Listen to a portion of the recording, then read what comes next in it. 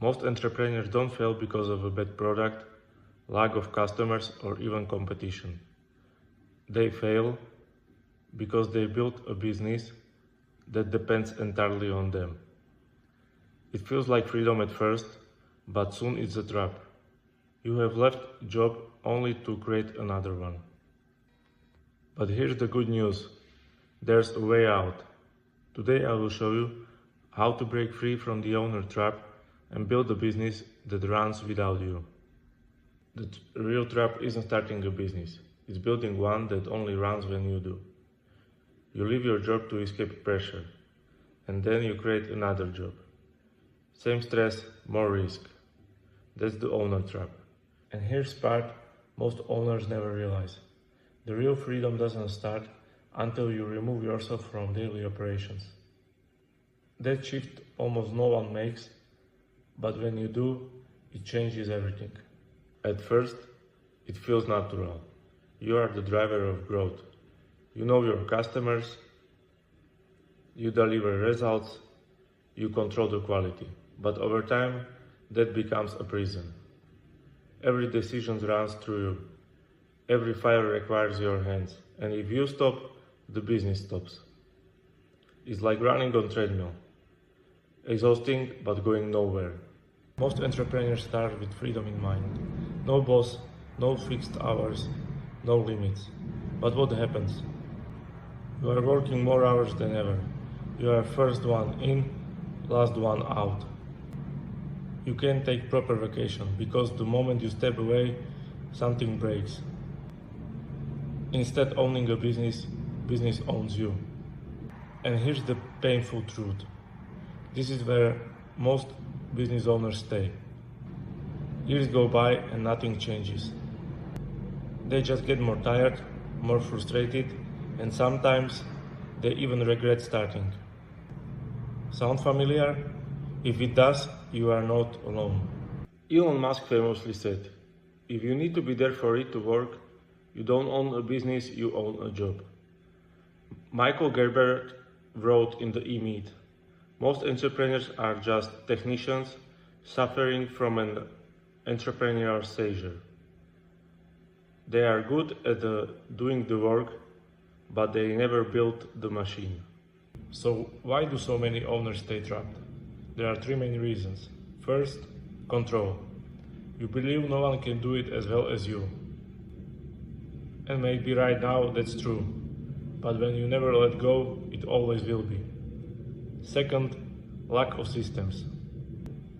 Everything lives in your head.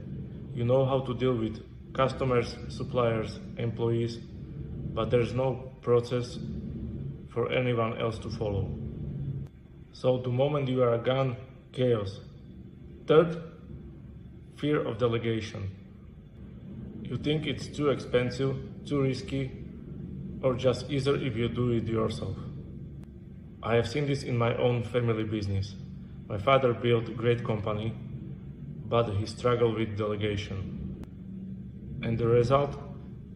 He carried all the weight himself.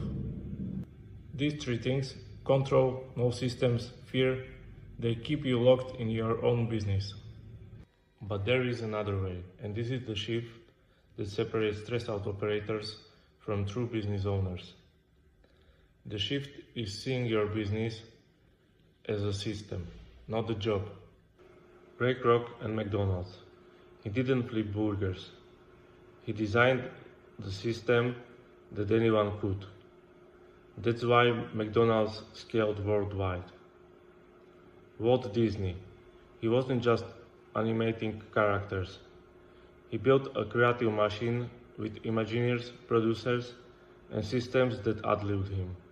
Now, your company doesn't need to be McDonald's, but the principle is the same. You create leverage by building simple systems, hiring or training people to run them, and slowly removing yourself from the day-to-day. Imagine a business that doesn't just depend on you, but runs because of the systems, people, and structure you have built. Instead of doing tasks, you are designing outcomes. Instead of constant firefighting, you are choosing where to spend your time. Instead of being owned by the business, you own the business as an asset. That's the time-rich owner. Free to think, to grow, to live. I have seen owners who finally delegated sales calls and suddenly they have evenings free with their family. Others who documented production processes and for the first time they could live for 2 weeks without everything falling apart. That's when real freedom starts. So how do you begin escaping the owner trap? Here's a step-by-step way to think about it. Step 1. Create a vision. What does your company look like when it's fully built? Imagine it running smoothly, with every role filled, and you as the owner focusing only on strategy. Step 2. Put the structure on the paper. Build a company hierarchy chart.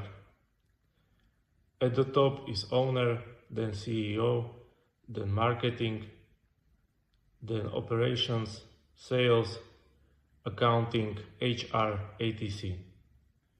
And under each of those break it down further. For example, under marketing you might have a manager, then specialist, then assistants. At the beginning you are at every single box. You are the CEO, accountant, marketer, salesperson. That's fine. But the chart gives you a clear picture of what your business will look like when it's complete. Step 3. Document each role.